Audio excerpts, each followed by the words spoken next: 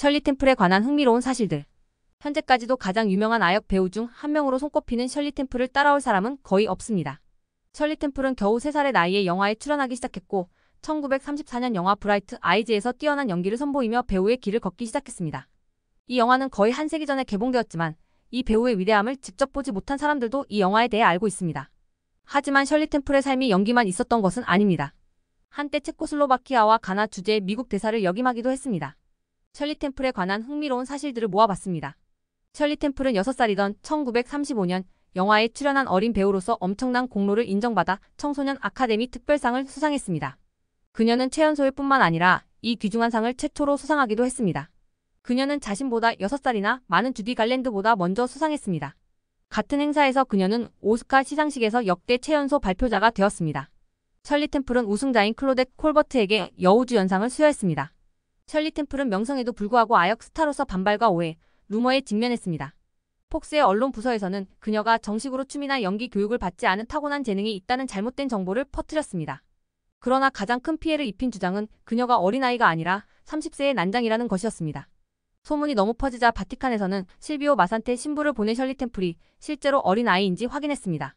또한 초기 연기 경력 동안 셜리 템플은 그 나이 또래의 아이로서는 보기 드물게 치아를 하나도 잃지 않은 것으로 보였습니다. 이 때문에 일부 사람들은 그녀가 성인이라고 믿었습니다. 알고 보니 셜리 템플은 치아에 틈이 있을 때마다 이를 감추기 위해 치과용 철판을 사용한 것으로 밝혀졌습니다. 키와 치아 외에도 셜리 템플의 트레이드마크인 머리카락에도 문제가 있었습니다. 많은 사람들은 그녀가 가발을 썼다고 확신했습니다. 사람들은 그녀의 머리카락이 빠지는지 확인하기 위해 여러 번 잡아당겼습니다. 나중에 셜리 템플은 가발을 썼다는 소문이 사실이었으면 좋겠다고 밝혔습니다.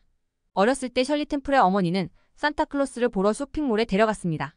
그곳에서 산타는 그녀에게 사인을 요청했고 셜리 템플은 산타클로스라는 존재의 타당성에 의문을 품게 되었습니다. 1939년 11살의 셜리 템플이 라디오 생방송에서 고요한 밤이라는 노래를 부르고 있을 때 한 여성이 그녀를 암살하려고 시도했습니다. 범인은 아역 스타가 딸의 영혼을 훔쳐갔다고 확신했고 그녀를 쏴야만 영혼을 풀어낼 수 있다고 생각했습니다. 1935년 배우 겸 작가 어빈 코브로부터 청소년 아카데미상을 받은 셜리 템플은 그에게 정중하게 감사를 표했습니다. 하지만 그녀는 어머니를 향해 엄마 이제 집에 가도 돼요? 라고 물으며 관중을 감동시킨 말을 남겼습니다. 이 문구는 너무 유명해져서 그녀가 나이가 들었을 때도 자주 질문을 받았습니다. 1984년 오스카쇼에서 셜리 템플은 그날 있었던 일을 설명했습니다. 그녀는 시상식 내내 앉아 사람들이 상을 받는 모습을 지켜보고 있었다고 말했습니다. 그녀가 상을 받았을 때는 밤 10시쯤이었기 때문에 그녀는 몹시 지쳐서 집에 가고 싶었다고 합니다. 쇼 비즈니스 업계에서 큰 성공을 거둔 셜리 템플은 1969년 외교관으로 전향했습니다. UN 총회에서 미국을 대표해 찰스 유스트 대사의 밑에서 일한 것이 첫 번째 임무였습니다. 이후 셜리 템플은 가나 대사를 거쳐 체코슬로바키아 대사를 역임했습니다. 미국에서 의전장은 매우 막강한 권한을 가진 자리입니다. 대통령, 부통령, 국무장관을 보좌하는 역할을 담당합니다. 제럴드 포드 대통령 행정부에서 셜리 템플은 여성 최초로 의전 비서실장을 역임했습니다.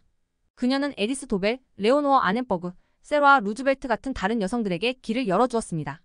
1988년 셜리 템플은 레리 킹과의 인터뷰에서 20세기 폭스를 통해 약 300만 달러를 벌었다고 밝혔습니다. 또한 그녀는 자신의 신탁기금에 약 4만 5천 달러만 예치되어 있다고 말했습니다. 셜리 템플로 널리 알려진 이 무알코올 음료는 전통적으로 진저 에일을 주원료로 사용했습니다. 그레나딘과 마라스키노 체리도 흔히 첨가되는 재료였습니다. 오늘날에는 진저 에일 대신 레모네이드, 레몬 라임 소다 또는 오렌지 주스를 사용하는 셜리 템플 레시피가 많이 나와 있습니다. 이 음료는 진저 에일을 별로 좋아하지 않았던 셜리 템플을 기리기 위해 만들어졌습니다. 셜리 템플은 인터뷰에서 찰스 블랙과 첫눈에 사랑에 빠졌다고 고백했는데 그녀는 이를 진부하다고 표현했습니다. 당시 블랙은 해운 회사에서 일하고 있었고 두 사람은 호놀룰루에서 만났습니다.